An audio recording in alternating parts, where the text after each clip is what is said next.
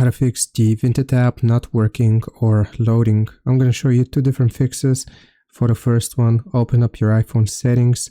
Here we are going to use the search bar to search for storage. Click on iPhone storage. Now from the list of applications, I will just sort it by last use date here, and you want to find Vinted, the Vinted app. Now what we have to do is to click on offload app. So we're going to offload the application and then we are going to reinstall it. This is just going to verify the integrity of the files for the Vinted app.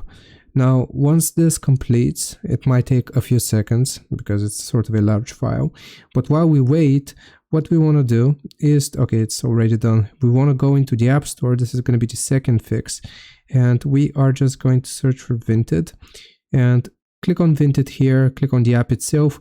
If you click on it and here, if it says update, you want to update to the latest version. If it says open, then it means that you have the latest version of Vinted and it should begin working without any issues.